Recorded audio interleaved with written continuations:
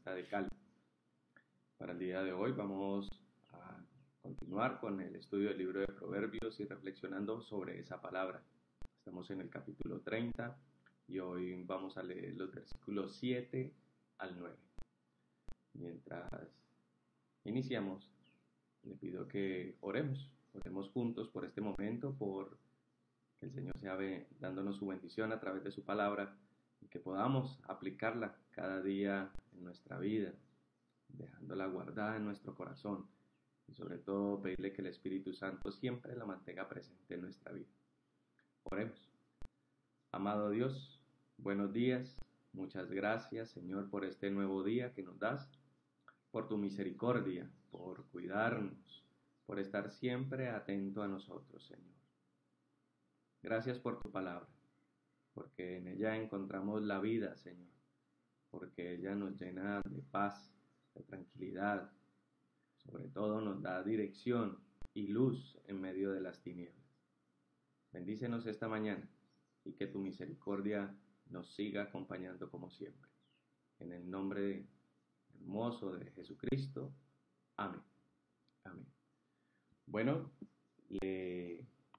leamos desde el verso 7 al verso 9 del capítulo 30 de Proverbios. 2 cosas te he pedido, no me las niegues antes que muera. Vanidad y mentira, aparta de mí. Y no me des pobreza ni riqueza, sino susténtame con el pan necesario. No sea que una vez saciado te niegue y diga, ¿quién es Jehová? O que siendo pobre robe y blasfeme contra el nombre de mi Dios.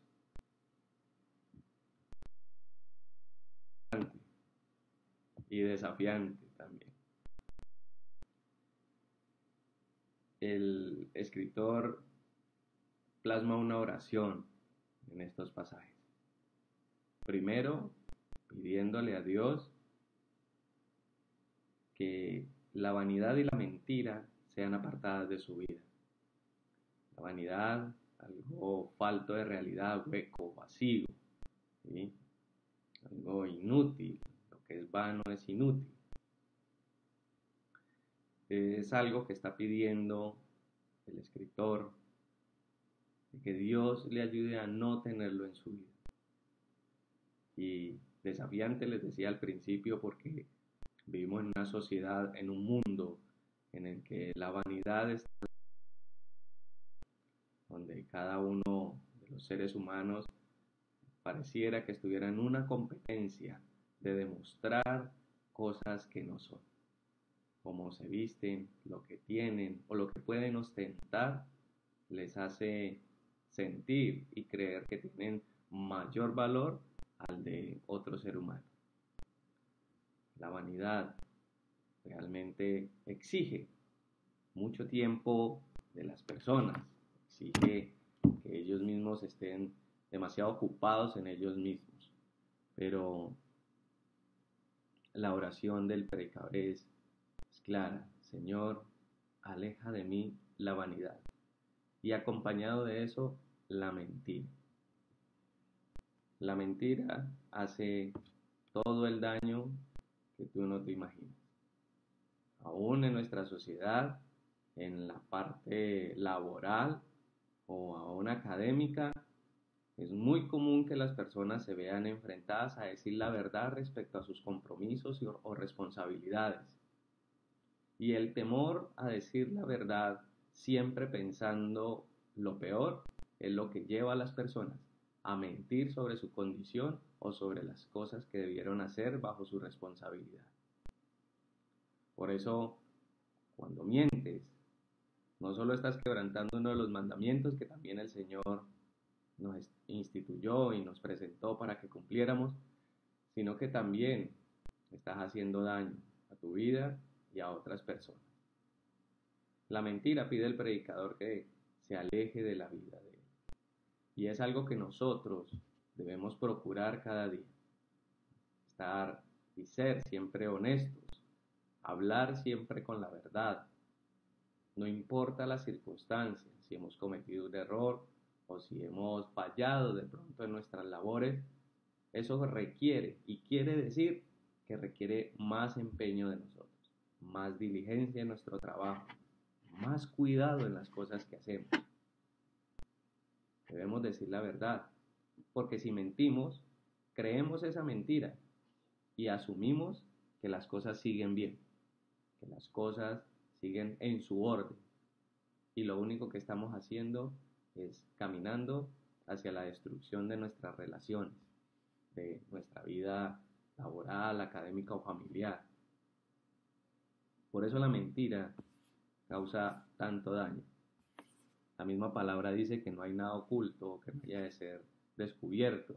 Y eso es muy cierto. Las mentiras se pueden decir hoy, pero tarde o temprano se sabe la verdad. O Dios saca a la luz esa verdad que en últimas termina siendo vergüenza para uno, vergüenza para las instituciones. Lo vemos a diario en las noticias, como cantidad de personas, funcionarios, personas de la farándula, famosos, siempre tenemos una visión, una mirada, una imagen de ellos que se han creado, termina siendo toda una mentira, termina siendo falsa porque sus comportamientos en privado son otros. Por último, el predicador le pide al Señor que no le dé pobreza ni le dé riqueza. Esto hay que mirarlo muy bien bajo el contexto cultural del pueblo de Israel. El ser pobre, ¿sí?, era peor que ser esclavo. Dentro de nuestra concepción histórica, ser esclavo sería peor que ser pobre. ¿Pero por qué?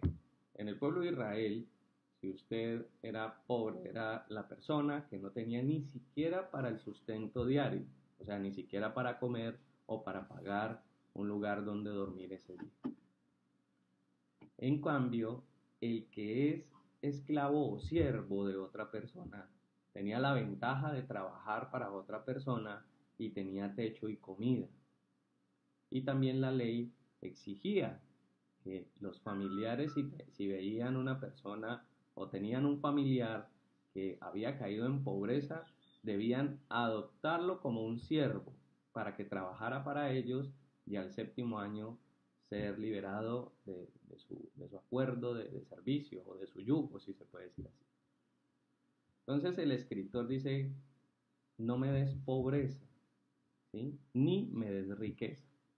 Dentro del contexto en el que se escribe el libro, aquellos que son ricos dentro del pueblo de Israel tienen, así está escrito en la palabra, tienen ese deber delante de Dios también de velar y ayudar por sus hermanos. Entonces, el escritor pide que el Señor no lo ponga en los dos extremos, ni en la pobreza, que no tiene con qué comer, ni con qué pagar un alojamiento ese día, ni en la riqueza extrema que puede hacer que se olvide aún que existe Dios, ¿sí?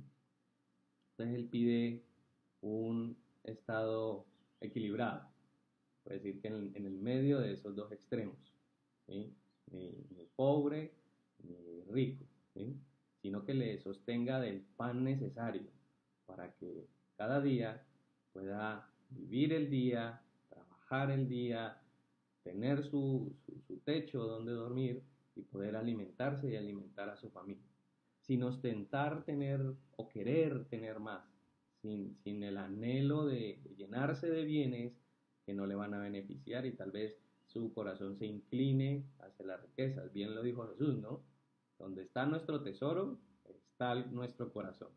Ya que si realmente el dinero y los bienes y las riquezas van a lograr en nuestra vida o conseguir que nos olvidemos de nuestro Creador, es mejor estar en una situación más bien cómoda y no de exceso. Y también acerca de la pobreza, él se va al extremo de decir, no sea que siendo pobre robe y que el nombre de mi Dios sea blasfemado. Claro, porque si realmente dentro del pueblo de Israel hay una concepción de un Dios que es misericordioso y poderoso y que cuida a sus hijos, ese estar en la pobreza y robar, ahí es donde dirían, bueno, y ese no es un israelita, ese no es un hijo de Dios, no es del pueblo del Señor, el grande y poderoso y temible. Entonces, está en juego su testimonio, que como en todos los hijos de Dios, ese testimonio habla del Dios que tenemos. No está mal tener bienes y riqueza, no hay que interpretarlo de esa forma. El Señor bien lo dijo, no es el problema las riquezas, sino el deseo desenfrenado de hacerse rico. Aún el mismo libro de Proverbios, muchas veces en sus capítulos, habla de detenerse, de evitar el afán de ser rico, de, de adquirir riquezas, porque realmente el mismo libro de Proverbios dice, ¿pondrás tus miradas en las riquezas siendo ningunas?